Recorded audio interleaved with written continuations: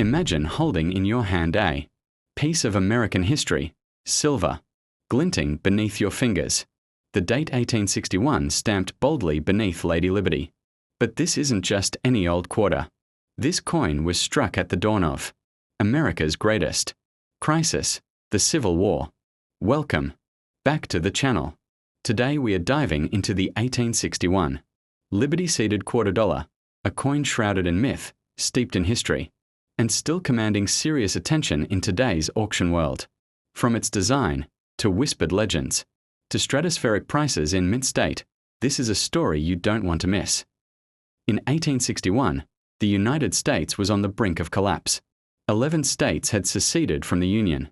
The air was tense with political division, and the first shots at Fort Sumter had just been fired.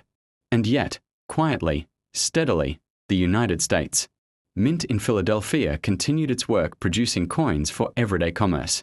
One of those coins was the seeded Liberty Quarter, a 25-cent silver coin bearing the elegant image of Lady Liberty on the obverse, and a heraldic eagle on the reverse, designed by Christian Gobrecht. This type of quarter had been in production since 1838 and would continue until 1891. But the year 1861 makes this coin especially compelling. It is one of the few coins that bridge before and during the Civil War. In many ways, it is a silver witness to a nation tearing itself apart. When you look at the 1861 Liberty-seeded quarter, several things jump out.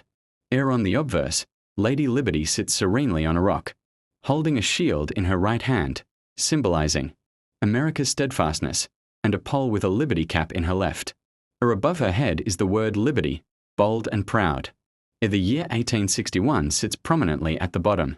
On the reverse, you'll see a majestic eagle with outstretched wings, clutching arrows and an olive branch, representing that balance between war and peace, encircled by the words United States of America and quarter DOL.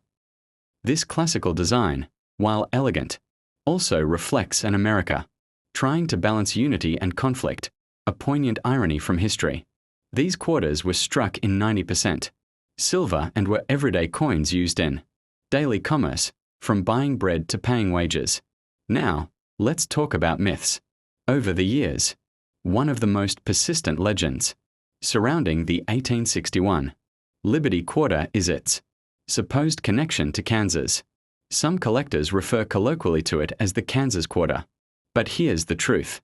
Kansas became the 34th U.S. state on January 29, 1861, just months before the Civil War erupted.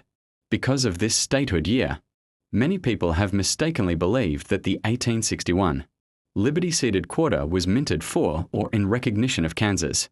That's not accurate. This coin was minted in Philadelphia, and nothing about its design was intended specifically to commemorate Kansas. The confusion likely stems from modern interest in Kansas and state quarters, especially the 2005 Kansas Statehood Quarter released as part of the U.S. State Quarters program, a coin that features a buffalo and sunflower motif and proudly lists Kansas 1861 admission date on it. Because both coins share the year 1861, some collectors, especially newer hobbyists, have connected them historically. But again, the 1861 Liberty-seeded quarter predates that 2005 state quarter by more than a century and was produced as regular, circulating coinage. So yes, the Kansas connection is really just a myth, not an official minting honor. And we all know myths make history even more fun to explore. Let's deepen the historical context. 1861 was the first year of the Civil War, a brave, tumultuous, transformational time for America. At the outbreak of war, the United States Mint had limited mint facilities. The main facility in Philadelphia was still operating under challenging conditions. Workforce changes, material shortages, and rising political tension. Despite those pressures, coin production continued. Millions of Liberty-seeded quarters were struck in 1861, enough to circulate widely, but not so many that they're common in high mint states today. Because the nation was consumed by war, precious metals like silver were often hoarded, melted down, or removed from everyday use. Many coins were pulled out of circulation by ordinary citizens, who stored them as keepsakes or held onto. Silver, because its metal value became more significant than face value. This contributed to the scarcity of high-grade survivors we see today. Now, let's talk value. Today, the 1861 Liberty seeded quarter is a collectible with a wide value range, from affordable to highly expensive, depending largely on condition and grading. Here's a breakdown. If your coin shows wear from decades of use, a fine to very fine examples might sell around $25 to $200, depending on eye appeal and originality.